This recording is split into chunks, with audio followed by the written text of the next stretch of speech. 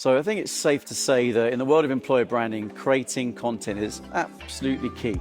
But how on earth do you get started, or how on earth do you keep it going? So when I saw Ben's talk on stage, just had to get him in the armchair and chat about this. So how you doing, Ben? Thank you so much, Good. Chris. Thanks for joining. Absolutely. So tell us about what was your talk, and why did you want to give that talk to everybody yesterday? So, I've been giving a couple of talks in the past 2 years, and every time I've either tried to be strategic or inspirational, always with like some practicality to it, but there was always a point of like, here's a blueprint, here's a strategy, here's like an inspiration that you can have. And what I've noticed is it's quite rare for people to then take action on those kind of talks. I think they're good and they're necessary, but I wanted to do something different for this one. And I wanted to be as concrete as possible and to give people lots of ideas and to not sort of like put too much pressure that all of them should be implemented, because not all of them should be implemented depending on what they need. But at least if they could take one home, that would be a winning talk in my book. I think that's really important, isn't it? Because it's easy to go to events like this and then you're kind of told to reach the Everest. You need to do this, especially when you go to hear about established companies talking about employer branding, like it's say, World Employer Branding Day in Amsterdam.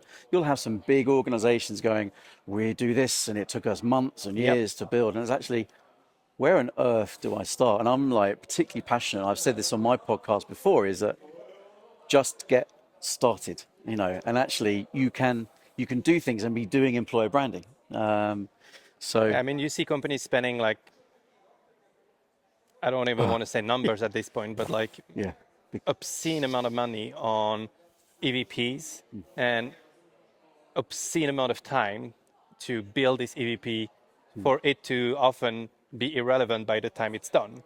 And so like I've always preached this concept of building your EVP in public. Yes. So the same way that like some companies build their EVP in public, some companies build their companies in public, you can kind of build your EVP in public in the sense that all the discoveries and all the work you're doing, all these employee interviews that you're doing to understand the organization more, you can already use this piece of content, part of them at least, for external material. Yes, true. And actually, it's I think what you said about, and we'll talk about the content side of things, but one of the things you up on the stage on the slides early on was 30% of your time should be spent on content, and the remainder should be on distribution. On the content creation. So content creation, and this is a top of mind kind of number. It's not like you have to follow 30% exactly, but it's a good signal. It's a good way to remember that the most important part of content is the distribution play, not as much the creation play. And I think like I see it in the feedback that I get when we produce videos. It's like, oh, this corner is not the perfect color, or this tiny thing is not the right grading, or the right this or that. And rarely do the clients fully understand that the play is how do you distribute that content, who is going to be watching that content, which format should that content be created in so that it's distributed in the right place towards the right candidates. So distribution is, it's basically the undertapped, like when you're gonna compete on creation, you have to be innovative, you have to be like authentic. There's like it's hard to compete on the creation. You have to be really, really good.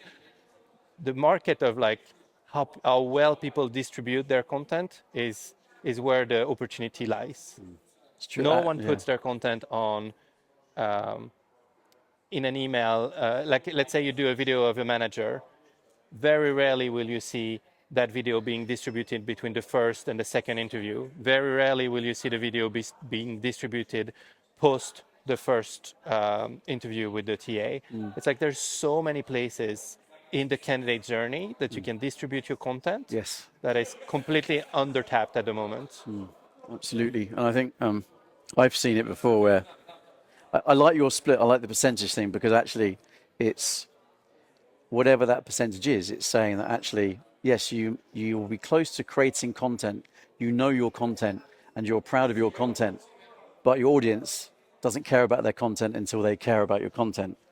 And there's a thing about earlier on this morning talking about brand consistency, and often consistency is often talked about consistent tone of voice. Yes, that's important, but that consistency in terms of turning up all the time is really important, Yeah. and the distribution is really important part I of mean, that. the consistency on turning up is important, but the consistency of turning up at the right place to the Yes. right audience is even more important, meaning that some of the talent pool that you're trying to reach are going to be more receptive to a custom short video made with your phone on the go by the talent acquisition, going like, hey, this is the reason why I'm reaching out, and I'm sending you this video because da da da da da.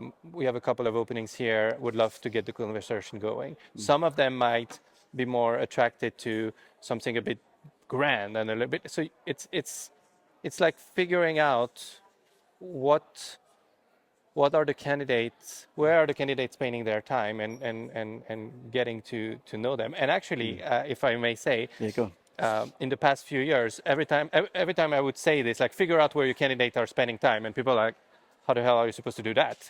And one of the things that is really useful and is to use AI for this. Like, a lot of people use AI to generate the content. I very rarely use AI to generate any form of content, but I use AI as a research tool. Yeah, So like, absolutely right. okay, Yeah. here is like a Java developer. Yeah, So you nice. build a talent profile within AI. You ask them questions about that. What kind of community do they belong to? What sort of like, how do they think? And if you use AI to do your research, you might get way more insight to then build relevant content towards them. It's true, because actually then if you are informing AI about what you want to do, you've got solid basis of understanding of AI the is great at audience. just Yeah. like helping you digest like very like a lot of research information, and it has a ton of research on the different talent pools you're trying to reach. So ask the AI, like ask ChatGPT, like, okay, this is like I'm trying to reach senior marketing in the region of Atlanta. Okay, what do they typically do? Where do they typically Yeah. can? Is there any communities that would be interesting to join? Things like that. When you say that, I just think about all the desk research I used to have to do. Online research would take you ages to do that kind of stuff. So it's at our fingertips now. So we should use it. I mean, look, there was 28 ideas, so we can't cover them all off. But and people can always watch that as well. But one of the things that really stood out, another thing that stood out for me was you saying, do not leave the responsibility of creating the content to the employee. So let's talk a bit about that. I mean, particularly what I meant in that idea was do not put the responsibility of the content on the people you're trying to support or you're trying to help. And that is Yes. especially true when companies are running ESG type of campaigns. So whether that be like, let's say, International Women's Day, for example, like the issue that this day and the reason why this day exists is to acknowledge a lack inequality between men and women and to visibly try to change it and make a difference. But then what companies do is then they go and ask women to be, again, the people solving the problem for themselves, when in reality, the content should be about how men in the company are taking responsibility to be proactive and solving these issues. Yes. Yeah. Good And point. then Yeah. instead, give more power to women by highlighting how great of a job they're doing, how great of a leader they are, how great of technical, like say that like they would be working in product, like highlight how good they are, and remove the responsibility for them to go like, this is how we're going to fix it. A lot of companies are then, oh, we have this employee resource group of like women coming together, which is amazing, but then they're like, in the content, they're like, oh, this is how we can help each other and everything like that. And I think this has value somewhere, but what has even more value is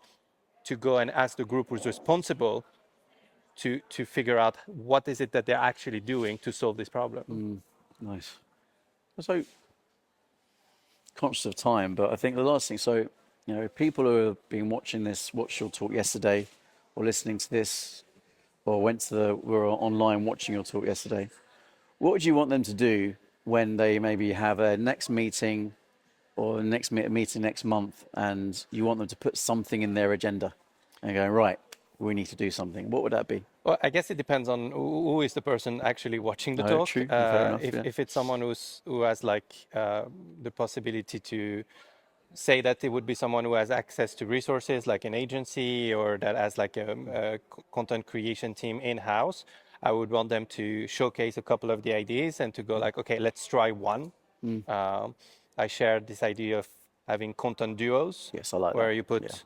two people from different group together, or people from the same group together. So two developers talking technically what they're doing, or a marketing and a salesperson to ask about like how they're collaborating, or do they have the same KPIs, things like that. So I would say like pick one of the ideas and see if this is something you might be able to implement in your next round of content creation. Obviously, if your team is like unable to create content, or is far away, that they still are in the process of convincing the company that they need to create content, I would say that to look at maybe more of the distribution aspect, and to understand like what it is that they're going to be using the content for. So then I would start mapping the candidate journey, and I would be like, okay, on this place, here's the most impactful thing we can do to attract. On the first interview, here's the most impactful thing we can do. So for example, on the first interview, one of the most impactful thing you can do is, prior to the candidate coming to that very first interview, or even say the hiring manager interview, is to give them a list of resources for them to succeed. Because like we always are, sometimes we're in this mindset that like we're going to ask questions to the candidate to see whether or not they're like successful, whether or not they understand everything, whether or not they've done their research. To me, that's the wrong mindset.